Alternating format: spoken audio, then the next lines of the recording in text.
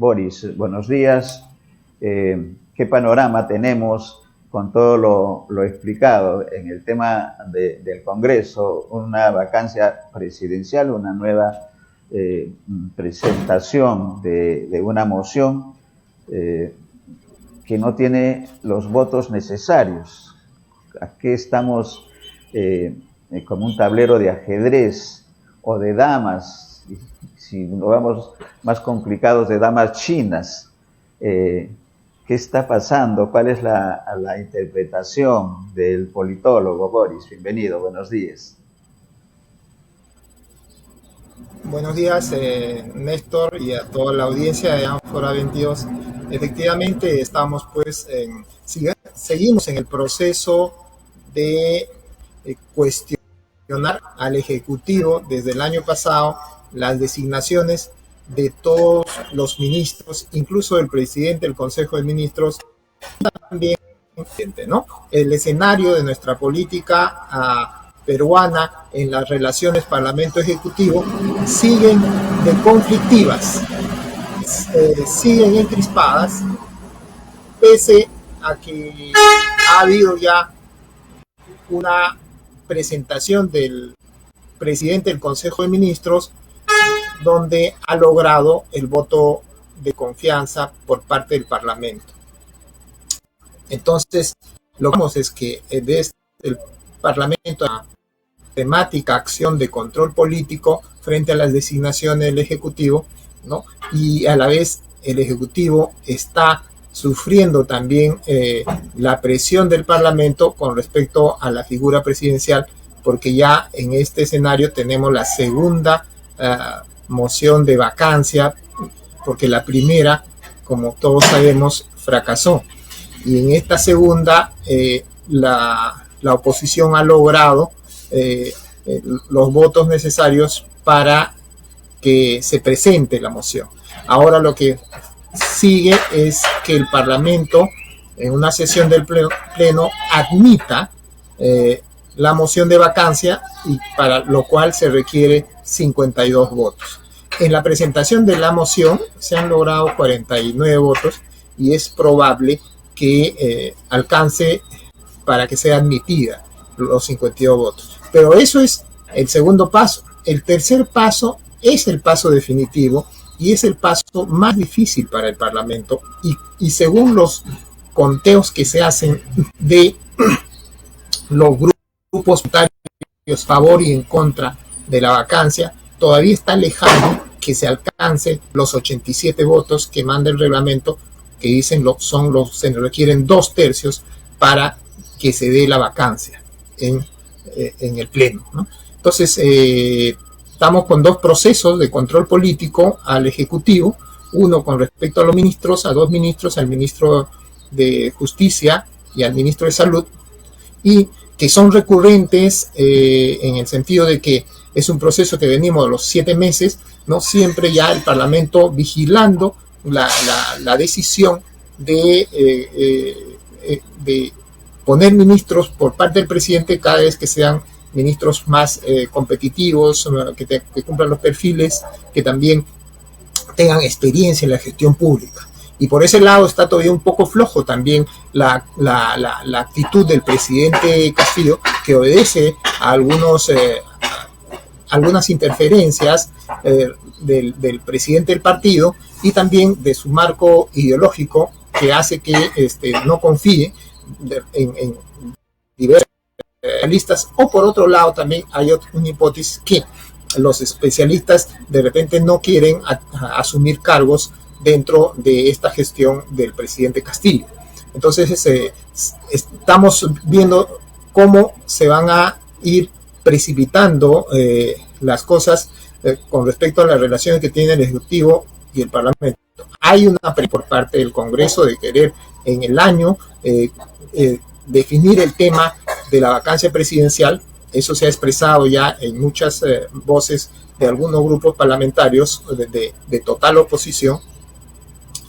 Y por otro lado, estamos viendo que el Ejecutivo está con las dificultades del caso, pero está logrando mejorar el nombramiento de los ministros y de su propio equipo de gobierno, ¿no? Está un poco saliendo de los cuestionamientos de carácter, digamos, también de carácter, cuestionamientos de carácter técnico, pero todavía deja, pues, espacios para que el Parlamento lance, ¿no? Sus actos de control, ¿no? En este caso, pues, quedan 2 ministros que han sido cuestionados, pese a que han recibido ya el voto de confianza. Pero también es un dato importante que las cosas están yendo a un punto donde van a tener que definirse, ¿no? La situación del presidente. Por ejemplo, en el caso de el voto de confianza a los ministros, el primer ministro entró conjuntamente con el presidente, que fue el señor Bellido, el congresista Bellido, ¿no? Alcanzó una votación de más de 70 votos, y luego vino Mirta Vázquez, que fue bajando, y ahora este último presidente del Consejo de Ministros solamente se tuvo la investidura por parte del Congreso con 64 votos. Entonces hay una tendencia también que se puede ver en los datos, los pedidos de investidura que tienen los premiers de este gobierno, que va cada vez perdiendo peso, y va a llegar un momento en que un nuevo gabinete va a ser muy difícil que logre la confianza del Parlamento, ¿no? Entonces, pero detrás de eso hay muchos factores, muchos elementos de evaluación de costo-beneficio de los parlamentarios, ¿no? ¿Por qué están permitiendo de repente, o por qué están tomando decisiones respecto a darle la confianza a los sucesivos 3 ministros? Porque tienen todavía la visión de evaluar si es que cuestionan, si los ministros no le dan el voto de confianza, entonces se quedan solamente con una posibilidad de cuestionar a un ministro, o ya no cuestionarlo, al nuevo Consejo de Ministros que establezca el presidio. ¿Por qué? Porque si también lo cuestionan y no le dan el voto de confianza, entonces constitucionalmente el presidente Castillo queda, ¿no?, en la facultad de poder disolver al Congreso, ¿no? Y quedaría solamente la comisión permanente y se llamarían nuevas elecciones.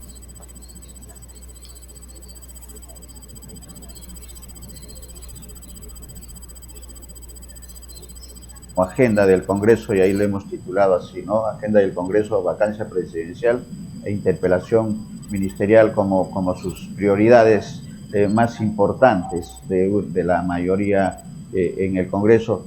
Y en el tema del fondo del asunto también, Boris, un comentario a lo que señalaba ayer también en este escenario del Congreso de la República el constitucionalista José Naupari, que decía que con respecto a la presentación y a los argumentos de esta nueva moción de vacancia presidencial, primero la calificó de vacancia de argumento de una moción ómnibus, porque son más de 20 los ítems que han considerado, y él decía, ninguno tiene fuerza como para que se vaya a dar la vacancia, y creo que lo decía premonitoriamente, y se refería que la más importante de las menciones de estos 20 puntos y que tenían cierta fuerza era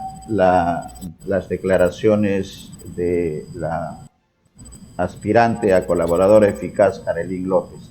Y él decía, y hacía el argumento, y ahí el comentario tuyo que pedimos, Boris, que lamentablemente se estaban basando la oposición con esta moción de vacancia en lo dicho y no comprobado por Karelyn López, todavía, porque está en proceso de investigación. Entonces, el futuro de esta nueva moción de vacancia, ¿consideras que va a ser también, no va a superar y que no va a poner en riesgo la vacancia, la presidencia de la República, y que sí, en todo caso, como bien señalas, acerca más a lo que la población está pidiendo a gritos, que cierren el Congreso y que se vayan todos?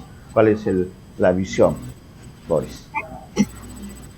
Sí, el escenario que nos espera el lunes es el debate donde nos van a dar algunos elementos de juicio las diferentes bancadas respecto ya digamos, al espíritu de concretizar la vacancia, ¿no? Porque si bien es cierto se va a votar la admisión, que son 52 votos, pero luego si se llega a eso, que es probable, altamente probable, pero llegar a los 87 votos es complicado haciendo sumas y restas de la oposición, porque hemos visto el fraccionamiento que hay de los grupos parlamentarios al momento de decidir, incluso en el darle el voto de confianza. Se suponía, por ejemplo, la bancada de Alianza para el Progreso habían admitido ellos antes que no le iban a dar el voto de confianza, pero hubieron 4 parlamentarios que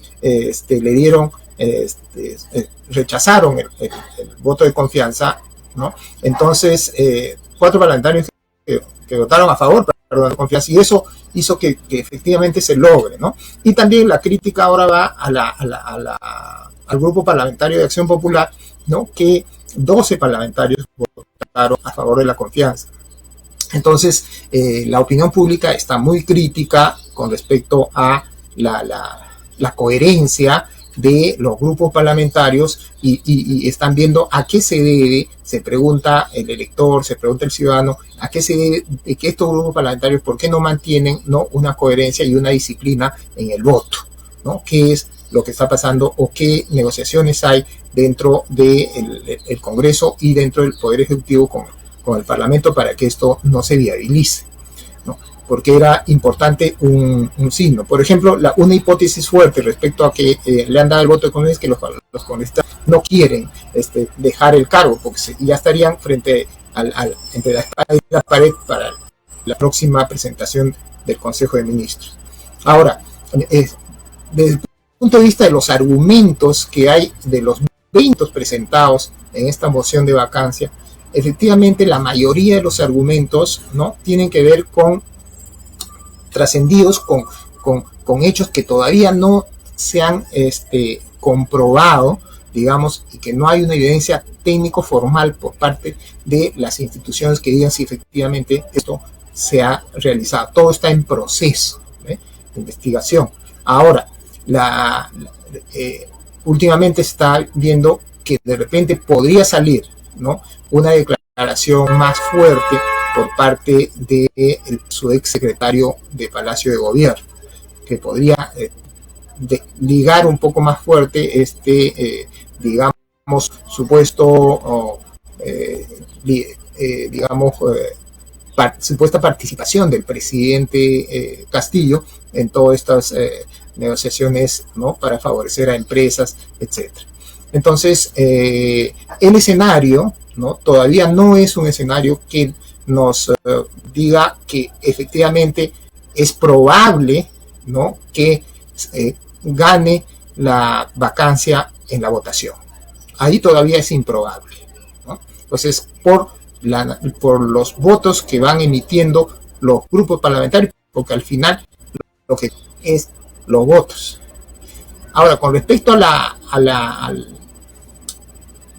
cuestión de la vacancia por incapacidad moral, ahí tengo sí mi percepción clara y determinante, ¿no?, que el Congreso no argumenta muy, las fuerzas políticas no argumentan muy bien la incapacidad moral permanente, porque el presidente de la República ha mentido al Congreso en su discurso de julio, ¿no?, en 3 temas fundamentales, y por las cuales sigue sistemáticamente, ¿no?, mintiéndole al país, porque al darle el mensaje al presidente, el presidente de la República, al dar mensaje al Congreso, no le da, porque ahí están los 130 congresistas. Hay que entender muy bien la figura doctrinal, ¿no?, de la representación.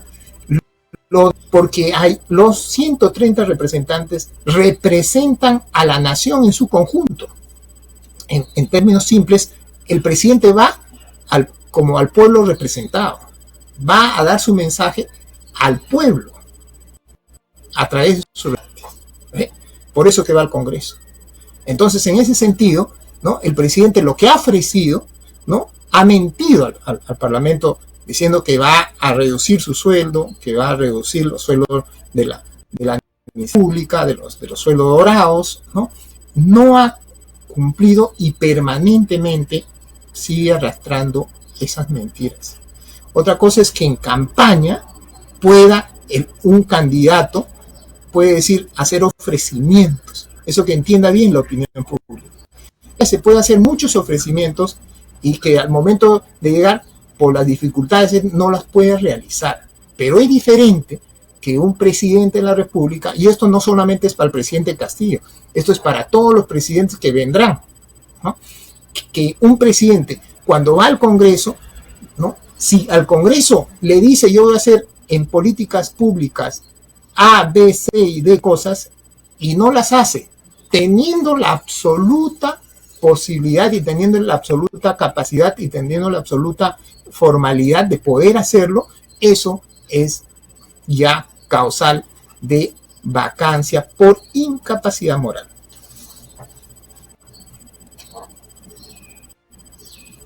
Eso es correcto, y yo agregaría también en ese escenario, Boris, lo que están señalando medios de comunicación, la declaración del vocero, del portavoz de Renovación Popular, el marino convertido en legislador Jorge Montoya, y está admitiendo, seguramente con el dolor de su corazón, Boris, que no tendrían los votos para que la vacancia presidencial se concrete.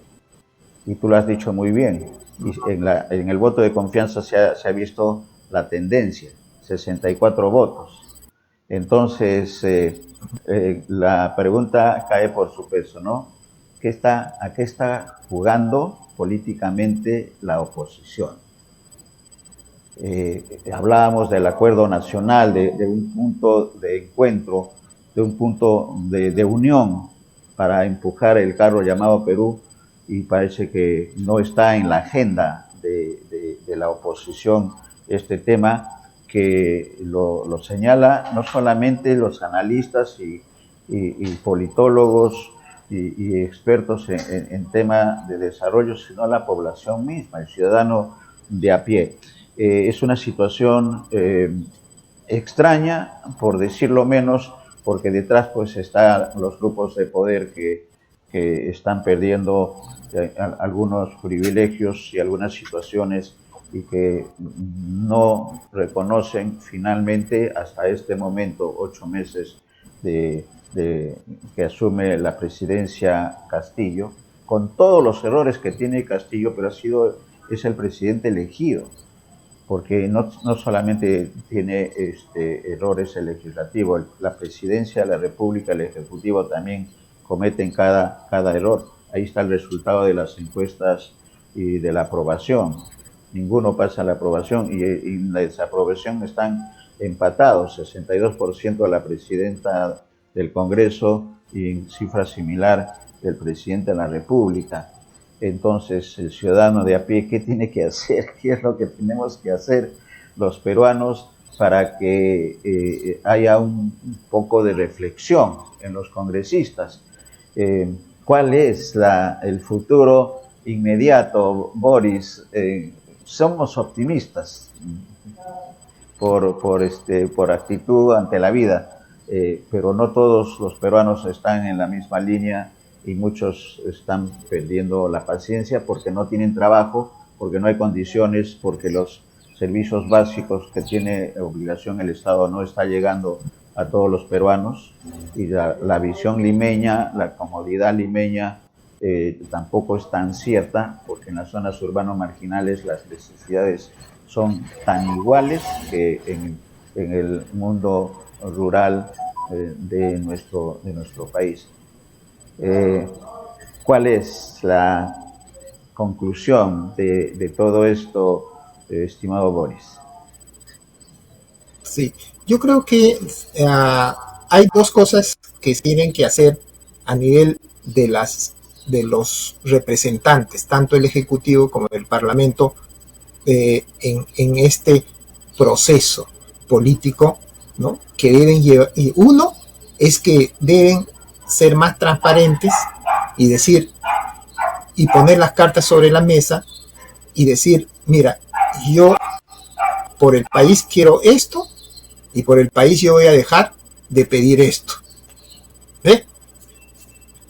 Solo en ese sentido tiene que lograr, en aras de la gobernabilidad, de la estabilidad democrática y de todo el sistema, para decir, ok, hacemos un gobierno donde se mantenga al presidente y el presidente ceda ante el Parlamento algunos ejes donde quiera él hacer unas grandes reformas, porque ya el ministro, el primer ministro, el presidente del Consejo de Ministros ya dio un discurso más o menos en ese sentido, ¿no? Dijo, sobre la Constitución, acá se va a respetar, ¿no?, las actividades económicas, empresariales, las actividades de acuerdo a la Constitución, lo que establece una economía social de mercado.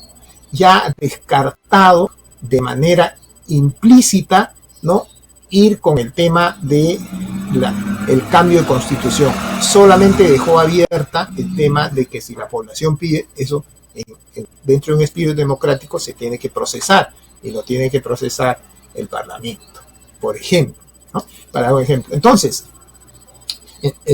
entre el Ejecutivo y el Legislativo tiene que llegar a una colaboración, pensando en el bien del país, pensando en que estos 5 años no sean 5 años, 5 años de inestabilidad económica, de inestabilidad política, de crisis permanente, ¿no? Entonces tienen que sincerar, recortar ciertas ambiciones que puede haber por intereses por parte del Parlamento, de repente de querer, ¿no?, hacer la transición, ¿no? Pero ya hemos perdido mucho los peruanos y como sociedad, ¿no?, en muchos cambios de gobierno en un periodo presidencial. Entonces, las élites políticas, los partidos, tienen que hacer un gran acuerdo, un gran pacto, una gran coalición para culminar estos 5 años, ¿no?, con un presidente que ceda algunas propuestas y se dedique a mejorar la inversión pública, la inversión privada, que se dedique a hacer las reformas que ha venido haciendo en campaña, pero esas tienen que estar pues alineadas y conversadas bajo discusión que debe tratarse en el Parlamento. Por ejemplo, nadie le puede decir al presidente y a su grupo parlamentario que sus propuestas van a quedar en nada, las propuestas de campaña de ofrecimiento. No, todos ellos tienen que procesarse a través de acuerdos, a través del Parlamento. Entonces, se requiere ese gran acuerdo. Para eso se necesita una apertura, creatividad y un sinceramiento por parte de todas las políticas que tenemos. Incluso los partidos que no tengan representación, pero como actores de la sociedad civil, presionen. Hay todavía mucha inflexibilidad, ¿no?, porque ya la presidenta del Poder Judicial había mencionado que hay que reunirnos, ¿no?, todos los grandes representantes de los poderes públicos para ver cómo damos estabilidad, damos tranquilidad a la población para que se pueda dinamizar en sus actividades y podamos cada vez tener más empleo y cada vez superar esta crisis que nos está viniendo de los precios del combustible, por ejemplo, por la guerra que hay en Europa. Necesitamos, sociedad civil como medios, empujar a que el Congreso y el Poder Ejecutivo se pongan de acuerdo sobre ciertos puntos que lo tienen que discutir y al final, producto de esa discusión, dirá si esto va o no va.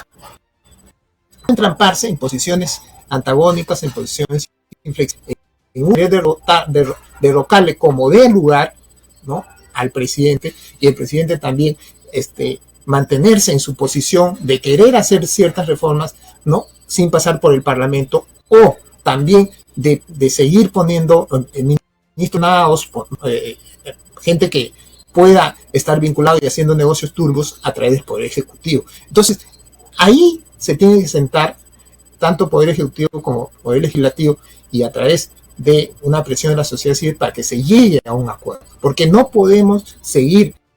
Un mes, 2 meses puede venir una tercera moción de vacancia. Si esta moción de vacancia se va a venir una tercera. Y igual, pueden haber los cambios. Probablemente esto a los ministros, luego de la interpelación, venga la censura de estos 2 ministros y sean reemplazados, y caigamos otra vuelta en que el presidente no designa a personas peruanas ahí con alta especialización, con bastante experiencia en la gestión pública, y déjelo pues al Parlamento, digamos, ya, o sea, el presidente está entendiendo que para dinamizar el aparato público, para dinamizar las políticas públicas, fortalecer eso de inversión pública, ¿no? Y aperturar más la economía, se necesitan pues de equipo ministerial bastante competitivo,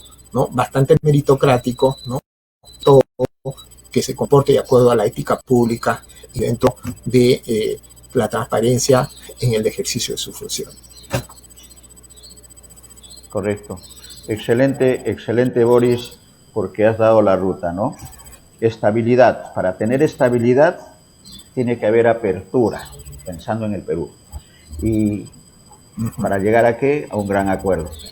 Esa es la ruta. Estabilidad, apertura y un gran acuerdo. Esa es la fórmula.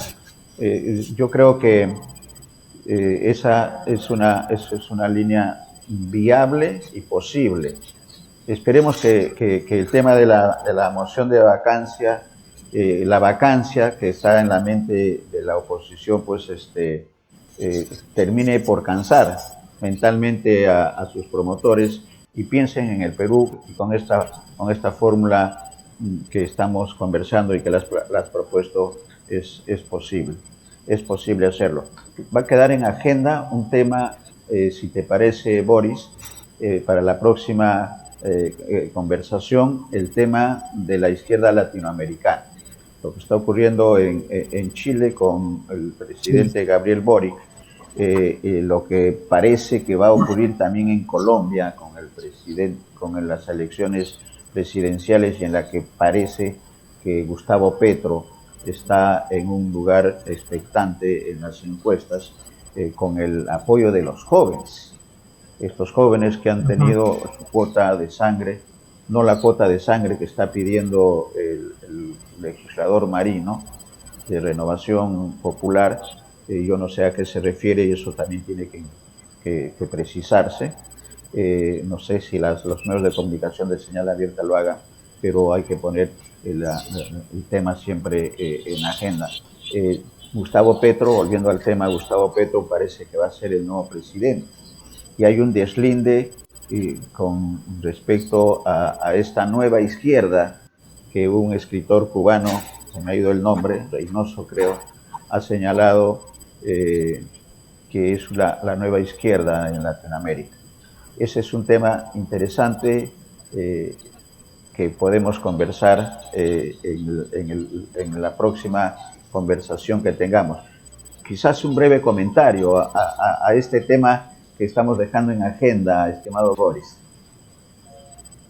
Sí, es muy importante el análisis de las izquierdas latinoamericanas en el siglo XXI, ¿no? Porque al parecer tanto Boric o el probable Petro que ingrese al poder tienen ya un ayornamiento ideológico moderno en cuanto a la concepción de la izquierda, en cuanto a la relación entre el mercado y el Estado, ¿ve?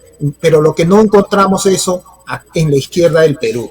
Entonces me resulta muy interesante. No son los izquierdas tradicionales que van a llegar tanto a Colombia y que ya está en el poder en el caso de Boric, porque ya Boric declaró y dijo, se apartó de Cuba, se apartó de Venezuela, ¿no? Por las posiciones que él mantiene respecto a desarrollar a Chile, ¿no? Y potenciarlo económicamente, ¿ve?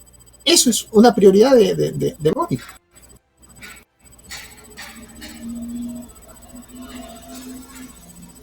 Ya está el tema, la izquierda latinoamericana y los jóvenes en el siglo XXI. Ya está el tema de la próxima conversación. Muchas gracias, como siempre, en nombre de nuestros televidentes, estimado Boris, y un buen fin de semana. Estamos en comunicación. Un abrazo.